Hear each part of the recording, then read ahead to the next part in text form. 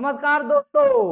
क्यों हाथों के लकीरों में मुकद्दर ढूंढता है? अरे सीखिए उस समुंदर से जो लड़ने के लिए पत्थर ढूंढता है। दोस्तों आइए हम समसामयिकी के 12 प्रश्न आपके लिए लेकर आए हैं जो बड़े ही महत्वपूर्ण हैं। दोस्तों हर एग्जामों के लिए अति महत्वपूर्ण है। देखेंगे इसमें हम जीके को भी टच किए हैं और सब अति महत्वपूर्ण प्रश्न है। दोस्तों जैसे कि आपने देखा हाल ही में खबरों में रहा, कौन सी नदी? हिंडन नदी। अब पूछ देगा हिंडन नदी किसकी सहायक नदी है दोस्तों, तो आप तो जान गए यमुना की। अब इसके बारे में दो चार शब्द आपसे पूछ सकता है। जैसे पूछ देगा, देखिए नदियां जहां पैदा होती हैं उसे नद बोलते हैं और नदियां जाकर जहां मिलती हैं मुहाना बोलते हैं। तो अगर आप पूछेगा हिंडन नदी कहां पैदा होती है तो कहेंगे सहारनपुर। सहारनपुर दोस्तों Uttar Pradesh UPP exam UPSI आज के लिए तो मध्य महत्वपूर्ण है क्योंकि यूपी की नदी है। और जाकर कहा मिलती है तो गौतम बुद्ध नगर। गौतम बुद्ध नगर, ठीक है, गौतम बुद्ध नगर। आप सबको पता है इसी को नोएडा को कहते हैं। क्या कहते हैं? नोएडा। नोएडा, ठीक है, नोएडा। नोएडा नोएडा को गौतम बुद्ध नगर का हेडक्वार्टर कहा जाता है और सहारनपुर में पैदा होती है। और ये नदी कुल कितनी बहाव लेकर जाती है? 355 किलोमीटर, ठीक है दोस्तों। और इसी हिंडन नदी के तट पर गाजियाबाद है। गाजियाबाद आप सबको पता है। हिंडन हवाई अड्डा, हिंडन हवाई अड्डा कहाँ है? गाजियाबाद। आपको याद होना चाहिए गाजियाबाद जो है हिंडन नदी के तट पर है। और गाजियाबाद के हवाई अड्डे को क्या नाम दिया जाता है? हिंडन हवाई अड्डा। ऐसे भी पूछ लिया करता है। और गाजियाबाद हिंडन जो नदी जो है दिल्ली और यूपी का सीमा भी बना सकती है, ठीक है। और अगर पूछेगा कि और किसके बगल में बहती है तो मेरठ। आपका जवाब हो सकता है मेरठ, गाजियाबाद, सहारन, ठीक है दोस्तों। और एक चीज ध्यान रखेंगे, हिंडन नदी के तट पर ऐतिहासिक साक्ष्य भी मिले हैं। ऐसा भी है, कौन सा साक्ष्य? ऐतिहासिक, ऐतिहासिक साक्ष्य दोस्तों, साक्ष्य। हमारा सिंधु घाटी सभ्यता से रिलेटेड दो तीन प्रमाण मिले हैं। एक आपका मेरठ में मिला है और मेरठ में कहा? हिंडन नदी, ठीक है। बेलन घाटी आपका प्रयागराज में पड़ता है तो बेलन नदी अलग है। और ये जो हमारा मेरठ वाला है आलमगीरपुर, ये हमारा जो सहारनपुर वाला है ये हिंडन नदी है। हिंडन नदी बहुत ही महत्वपूर्ण नदी है, सहारनपुर से निकलती है। अब पूछ लेगा सहारनपुर में अगर हिमालय कहां से, तो आप कहेंगे हिमालय का एक रेंज। आप सबको पता है हिमालय जो है हमारा, हिमालय 4 रेंज में है। हिमालय के कितने रेंज है? 4 रेंज। पहले को ट्रांस बोलते हैं, ट्रांस। दूसरे को बृहद, बृहद। तीसरे को लघु और चौथे को शिवालिक, शिवालिक। मतलब हिमालय हमारा 4 श्रेणियों में बटा है। ये जो शिवालिक हिमालय है, शिवालिक हिमालय, सहारनपुर में कौन सा हिमालय है? शिवालिक, शिवालिक, शिवालिक हिमालय। और शिवालिक हिमालय में पहाड़ी पूछेगा तो साकंभरी, याद होना चाहिए, साकंबरी पहाड़ी। और साकंबरी विश्वविद्यालय भी बन रहा है। देखिए यहाँ कितना जीके मिल रहा है आपको। किस जिले में साकंबरी विश्वविद्यालय बन रहा है दोस्तों? सहारनपुर में। अगर पूछेगा कि साकंबरी मंदिर कहाँ है तो भी सहारनपुर। साकंबरी देवी जो है साक्षात मां वैष्णो है। कहाँ की? जो वैष्णो देवी की माता है यूपी में साकंबरी देवी भी उन्हीं का रूप है दोस्तों। तो ऐसे जानकारी जानेंगे। सहारनपुर में पैदा होती है, गौतम बुद्ध नगर में जाकर के कहा किससे मिलती है? यमुना नदी से, ठीक है दोस्तों। तो ऐसी जानकारियां रखना इंपॉर्टेंट होता है एग्जामों के लिए। अगला क्वेश्चन देखिए, कटपूर्वक मूली एक दुर्लभ वृक्ष, एक प्रजाति हाल ही में किस भारत के किस क्षेत्र में खोजी गई है तो कहेंगे पश्चिमी घाट, ठीक है। ये आपका एक वृक्ष का नाम है। यह वृक्ष जो है बहुत दुर्लभ वृक्ष है और कहाँ खोजी गई है? पश्चिमी घाट। अब थोड़ा सा हम हल्का सा प्रभाव डालना चाहेंगे पश्चिमी घाट के बारे में दोस्तों। अब देखिए हमने ये मैप लेने का प्रयास किया, इससे पहले एक और मैप हमने लिया। ये देखिए, सपोज करिए हमारा भारत है, देखिए भारत है, ये आपका गुजरात वाला तट है, देखिए इसी को हम बोलते हैं पश्चिमी घाट। क्या बोलते हैं? पश्चिमी घाट। अब देखिए अरब सागर है, क्या है? अरब, अरब सागर। अरब सागर में, अब देखिए ये हमारा अरावली पर्वत, कौन सा पर्वत? अरावली, इधर हिमालय गया है, ये आपका पूर्वी घाट है। देखिए ये पहाड़ है पूर्वी घाट का, और ये तट है, देखिए नीचे तट दिख रहा है, और ये हमारा बंगाल की, ये पूर्वी है। तो सेम जैसे यह आपका पूर्वी घाट है, अब पूर्वी घाट के नीचे ये तट है, सेम सेम उसी तरह है हमारे इन तटों पर भी चीजें पाई जाती है। अब देखिए ये जो हमारा देखने का प्रयास करेंगे, यहां एक गुजरात है, ठीक है, यहां से हमारा पश्चिमी घाट चालू होता है, ऐसे देखिए पहाड़ है ना सब, और कहां तक आएगा? तो आप कहेंगे गुजरात, गुजरात के आगे महाराष्ट्र, इसके नीचे क्या है? गोवा, गोवा के नीचे क्या है? कर्नाटक, कर्नाटक के नीचे क्या है? केरल, और बहुत नीचे आएंगे तो यहां पर तमिलनाडु, तमिलनाडु को हालांकि स्पर्श करता है। अब यहां आप समझने का प्रयास करेंगे दोस्तों, देखिए गुजरात में जो यह तट है, अब ये तो घाट हो गया, देखिए पहाड़ी गई है इधर ऐसे, आए अरब सागर है, आए तट है, ये सब तट है, ये तट है, ये सब तट है। इस तट का अलग अलग नाम है। इस तट को यदि हम कहां पर देखें, इसको यदि हम कहां देखें, गुजरात में देखें, ठीक है, तो अलग अलग नाम है। जैसे आप इसे मान लीजिए, सपोज करिए गुजरात में देख रहे हैं और कुछ महाराष्ट्र में देख रहे हैं, तो गुजरात में इसे क्या बोलते हैं? काठियावाड़ा, यही है काठियावाड़ा। आइए आपका कच्छ, गुजरात का एक कच्छ है, यही कच्छ है, आइए काठियावाड़ा का रेंज है। अब जब महाराष्ट्र में आएंगे तो महाराष्ट्र में एक चीज जानने का प्रयास करेंगे, पश्चिमी घाट के पूरब साइड महाराष्ट्र का जो क्षेत्र होता है उसे हम देश बोलते हैं, देश, ठीक है, भूभाग का नाम है देश। अब जब गोवा में आएंगे तो गोवा में इस तट का नाम क्या रहेगा? कोंकण, कोंकण, कोंकण। और जब आगे कर्नाटक में आएंगे, इस नाम तट का नाम पड़ जाएगा कन्नड़। और जब और आगे आएंगे केरला में, इसका नाम क्या पड़ जाएगा? मालावार, मालावार। आए मालावार तमिलनाडु तक फैला हुआ। तो आपने देखा पश्चिमी घाट में हमें कितने तट मिले? तो एक काठियावाड़, एक कोंकण, कन्नड़, मालावार। काठियावाड़ा का संबंध किससे है? गुजरात से। कोंकण का संबंध किससे है? गोवा से। कन्नड़ का संबंध किससे है? कर्नाटक से। मालावार का संबंध किससे है? केरला से। ये सभी हमारे पश्चिमी घाट है।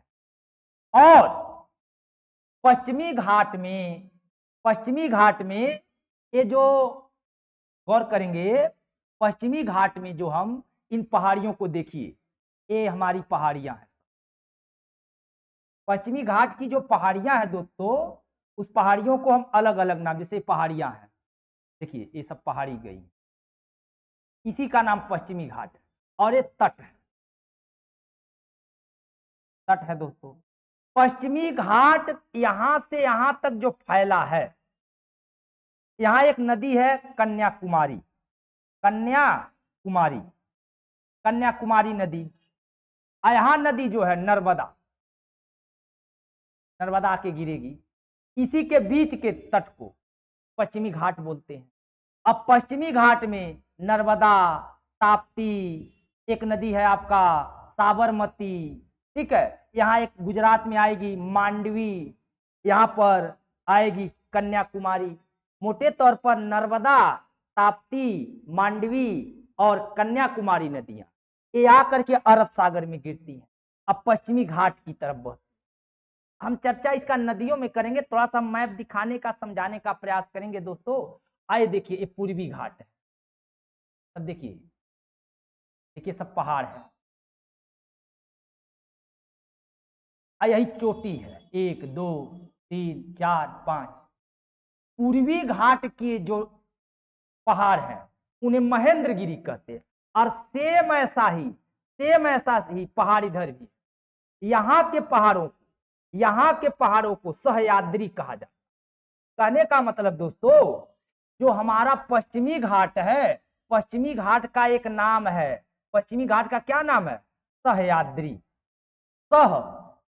सहयाद्री, ये भी गौर करें। सहयाद्री कहिए और चाहे पश्चिमी घाट कहिए, एक ही बात। अब पश्चिमी घाट की सबसे ऊंची चोटी यही है। इसका नाम क्या है? इसका क्या नाम है? तो कहेंगे अनामुडी। अनामुडी। अगर पूछेगा अनामुडी किसकी चोटी है? पश्चिमी घाट की। और सहयाद्री किसका नाम है? पश्चिमी घाट की। पश्चिमी घाट किन राज्यों में फैला है? तो कहेंगे गुजरात, महाराष्ट्र, गोवा, कर्नाटक, केरला। अब पूछेगा पश्चिमी घाट के तट को क्या कहते हैं? गुजरात में काठियावाड़ा, महाराष्ट्र गोवा में कन्नड़, सॉरी गोवा में कोंकण, कर्नाटक में कन्नड़ और केरल में मालवा।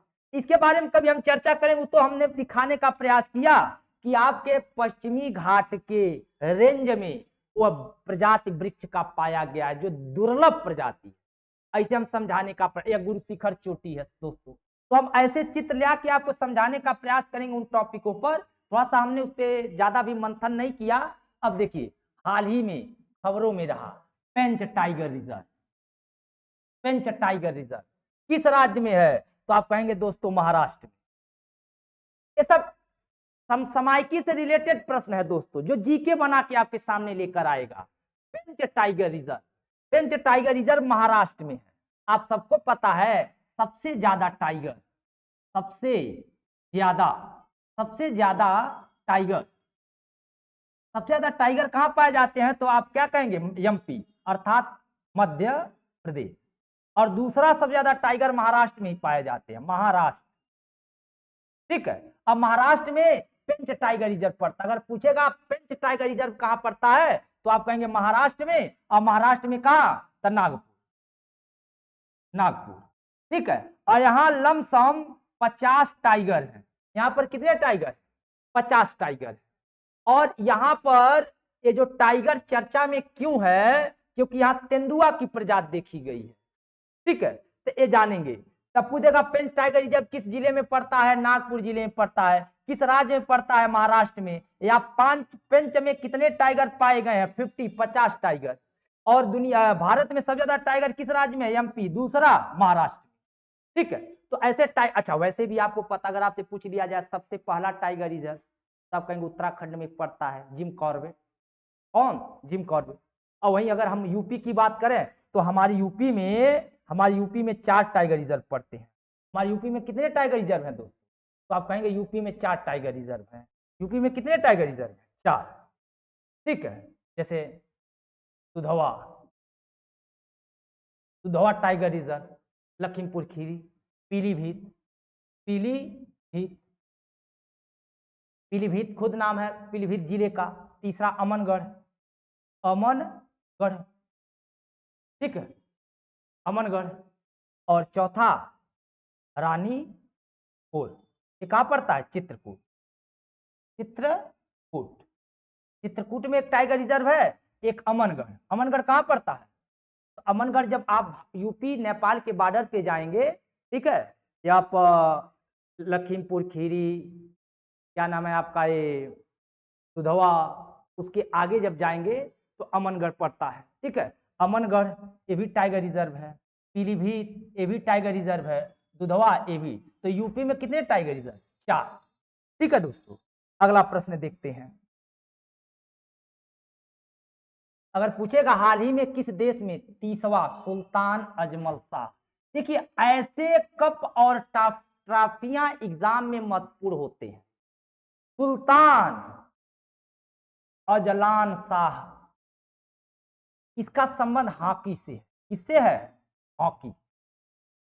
कब कहाँ होता है? तो कहेंगे मलेशिया में। ध्यान देंगे दोस्तों, ये कहाँ होता है? मलेशिया में। और किससे संबंधित है? हॉकी से।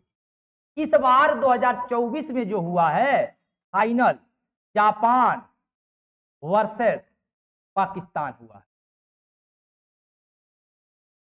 जापान वर्सेस पाकिस्तान, ठीक है, जिसमें जापान क्या है? विजेता है। विजेता कौन है? जापान। और पाकिस्तान क्या है? उप विजेता। पाकिस्तान क्या है? उपविजेता। उपविजेता पाकिस्तान है और विजेता जापान है। अब किनके बीच हुआ? जापान पाकिस्तान के। कहां हुआ? मलेशिया में हुआ। किससे संबंधित है? हॉकी से। और जापान 4-1 से जीता है। जापान कितने जीता है? 4-1। ठीक है, तो ये जानेंगे कि हाल ही में सुल्तान अजलान शाह ट्रॉफी का संबंध किससे है? हॉकी से। और कौन जीता? जापान ने जीता। किसे हराकर जीता? पाकिस्तान को हराकर जीता। ठीक है, अब किससे संबंधित है? हॉकी से। कहां खेला गया? मलेशिया। चलिए अगला देखें। हाल ही में इंदासीसा नोगराग नोंगराग क्या है? पहली महिला पुलिस महानिर्देशक, डीजीपी। डीजीपी जानते हैं दोस्तों? किसी राज्य का सबसे बड़ा पुलिस अधिकारी डीजीपी होता है। जैसे डीजीपी। डीजीपी का हेल्प एडीजीपी करते हैं। एडीजीपी। एडीजीपी से छोटा आईजी होते हैं। आईजी से छोटे रैंक पर डीआईजी होते हैं। और डीआईजी से छोटे रैंक पर जिलों में एसपी जी होते हैं। आईएसपी के अधीन काम करते हैं डीएसपी। और डीएसपी से छोटे स्तर पे काम करेंगे एसएचओ साहब, जिसे हम एसओ साहब कहते हैं, इंस्पेक्टर साहब। इंस्पेक्टर इंस्पेक्टर होते हैं एसएचओ साहब। इंस्पेक्टर जी से छोटे कौन होते हैं? एसआई साहब, सब इंस्पेक्टर। और इसके बाद जानते हैं हेड कांस्टेबल। हेड कांस्टेबल से कांस्टेबल, मतलब कांस्टेबल से बड़ा हेड, हेड से बड़ा एसआई, एसआई से बड़ा एसएचओ साहब, इंस्पेक्टर साहब, एसएचओ से बड़ा डीएसपी साहब। सीओ रैंक के अधिकारी होते हैं। और डीएसपी साहब से बड़े एसपी। एसपी रैंक है कई तरह के, एसएसपी, एएसपी, एसपी। ठीक है, और इनसे बड़े होते हैं डीआई। जिले में सबसे बड़े पुलिस के अधिकारी एसपी साहब होते हैं। जिले में सबसे बड़े पुलिस के अधिकारी कौन होते हैं? एसपी साहब। ठीक है, और जो डीएसपी साहब होते हैं इनको सर्किल दिया जाता है, इनके अधीन कई थाने रखे जाते हैं। और जो एसएचओ साहब होते हैं थाना देखते हैं, कोतवाली थाना। कोतवाली कौन देखते हैं? एसएचओ साहब। और एसआई साहब क्या देखते हैं? चौकी। चौकी का इंचार्ज कौन होते हैं? एसआई साहब। और थाने का इंचार्ज कौन होते हैं? एसएचओ साहब, इंस्पेक्टर होते हैं। और डीएसपी साहब क्या होते हैं? सर्किल देखते हैं। और एसपी साहब क्या देखते हैं? जिला देखते हैं। डीआईजी साहब क्या देखते हैं? मंडल देखते हैं। और आईजी साहब क्या देखते हैं? जोन देखते हैं। और डीजीपी साहब क्या देखते हैं? पूरे प्रदेश को देखते हैं। और डीजीपी साहब की सहायता कौन करते हैं? एडीजी। और डीजीपी साहब किसके आदमी होते हैं? राज्यपाल के। अब चूंकि आप यूपीपी में बैठेंगे, यूपीएसआई में बैठेंगे, ऐसे पुलिस रैंक में बैठेंगे, तो ऐसी जानकारियां महत्वपूर्ण हो जाती है। राज्यपाल साहब जो होते हैं, महामहिम जी, महामहिम जी तलब करेंगे डीजीपी साहब को, एक राज्य में पुलिस से संबंधित जितने प्रकरण होंगे उन सबकी सूचना प्राप्त यदि करना है किनको? राज्यपाल जी को। तो राज्यपाल जी किसे बुलाएंगे? डीजीपी साहब को। और डीजीपी साहब का कार्यभार कौन देखते हैं? एडीजीपी जी। और इनके अधीन जोन होता है। यूपी में कितने जोन हैं? 7 जोन है। कितने जोन है? 7 जोन। इन्हें हम आईजी जोन कहते हैं, इंस्पेक्टर जनरल। देखिए नाम से ही है। देखिए director general of police. D for director, police का डायरेक्टर कौन होते हैं? DGP, director general of police. इनका क्या नाम हो गया? Additional director general of police. देखिए, A for additional, D for director, G for general of police. और आईजी साहब का I for inspector, G for general, inspector general. और डीआईजी का मतलब क्या होगा? Deputy inspector general, deputy inspector general. SP साहब का नाम जान ही रहे, superintendent of police, superintendent of police.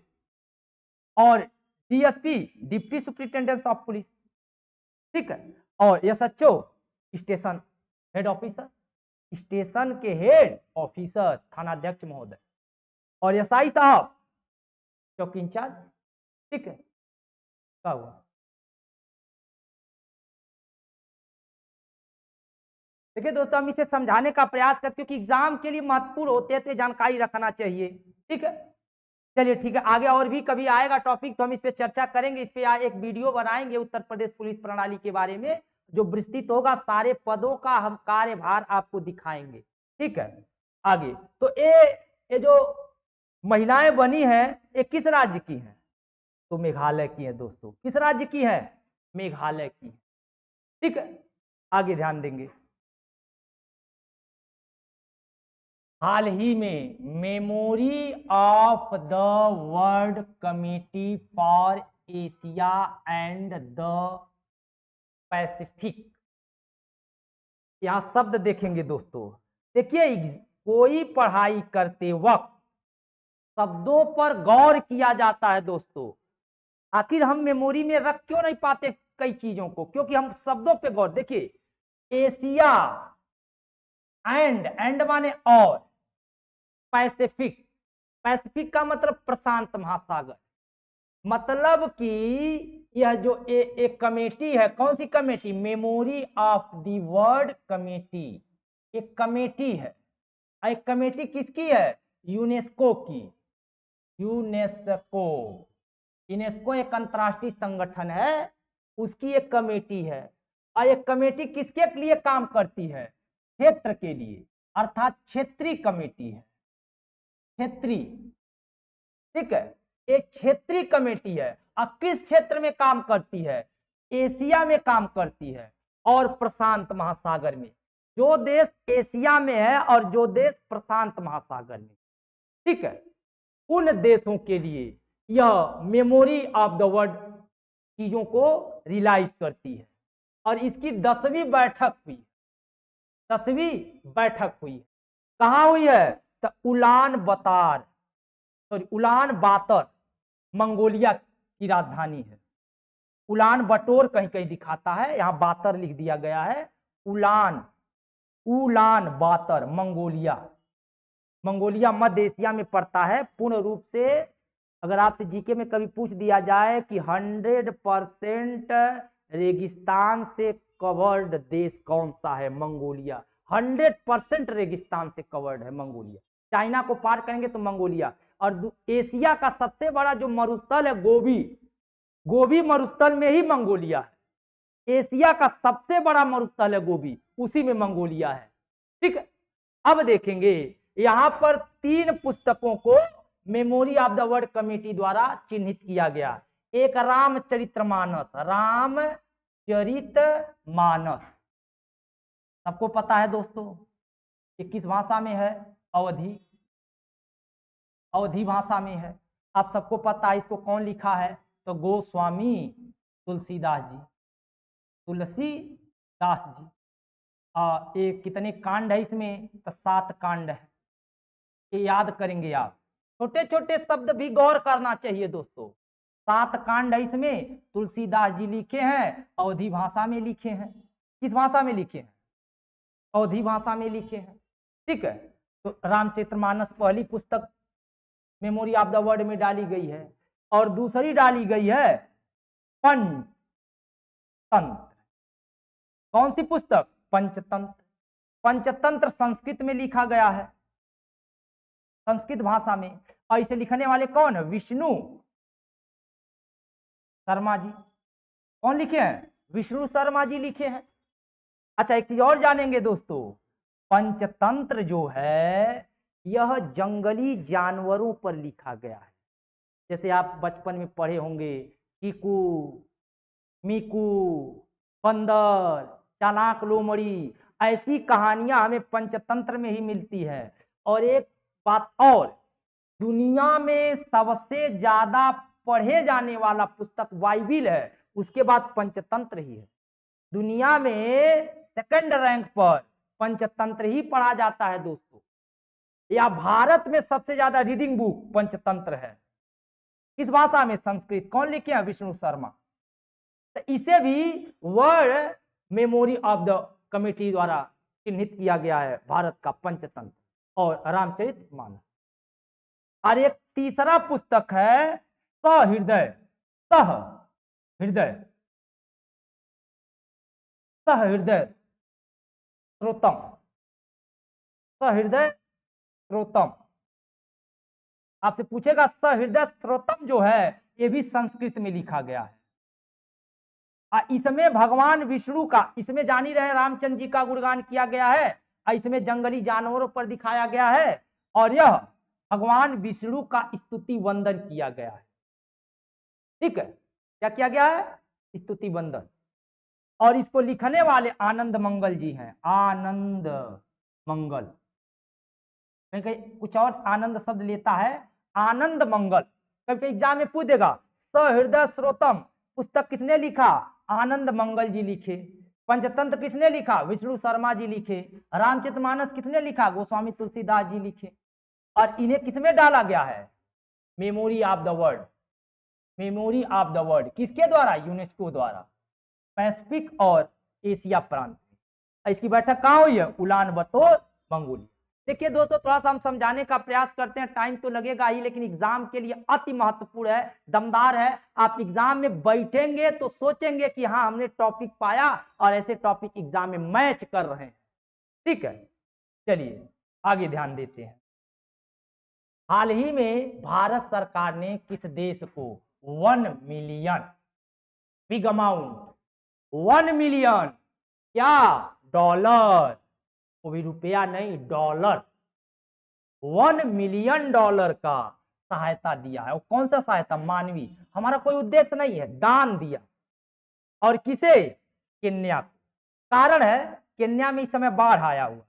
इस समय कौन सी अफ्रीकी देश बाढ़ से की चपेट में है, या 2024 में किस देश में एक बाढ़ का आपदा आया था? तो केन्या। अब सोचिए, इतना बिग आपदा है, इतना बड़ा आपदा है कि भारत को 1 मिलियन डॉलर दान देना पड़ा है केन्या को। ठीक है, भारत की दान दक्षिणा बहुत अच्छी चीज है। आगे ध्यान देते हैं, अगला क्वेश्चन देखिए। हाल ही में खबरों में नजर आई मनिका बत्रा, मोस्ट इंपॉर्टेंट दोस्तों, मनिका बत्रा किस खेल से संबंधित है? Table tennis. पहली बार भारत की कोई महिला विश्व के टॉप 10 नहीं कहेंगे, टॉप 25 खिलाड़ियों में स्थान बनाई है, वो भी किसमें? Table tennis. कौन सा रैंक इनका है? टॉप 24, 24वें स्थान। मोनिका बत्रा जी क्या खेलती हैं? Table tennis. और टॉप 25 में स्थान बनाने वाली भारत की फर्स्ट लेडी हैं। और कौन सा स्थान अचीव की है? 24 रैंक। ठीक है, और एक चीज और गौर करेंगे, टेबल टेनिस किस देश का राष्ट्रीय खेल है? चीन का। हमारा पड़ोसी देश चीन का राष्ट्रीय खेल, नेशनल गेम क्या है? Table tennis. ठीक है दोस्त, नेक्स्ट वीडियो देखिए। हाल ही में खबरों में रहा सोनाई रुपाई, मतलब सोना रुपया, वन्य जीव अभ्यारण्य। ऐसे कह सकते हैं, सोनाई मतलब सोना, रुपाई मतलब रुपया, सोना रुपया वन्य जीव अभ्यारण्य। आसान भाषाओं में, सोनाई रुपाई वन्य जीव अभ्यारण्य किस देश राज्य में है? असम में है। ठीक है दोस्तों, तो जिस चीजों पर लेक्चर देने का या टॉपिक को एक्सप्लेन करने के पॉइंट होते हैं, हम समझाने का प्रयास करते हैं दोस्तों। तो आज के लिए बस इतना ही। नेक्स्ट वीडियो में फिर मैं आपके सामने आऊंगा। नमस्कार, धन्यवाद।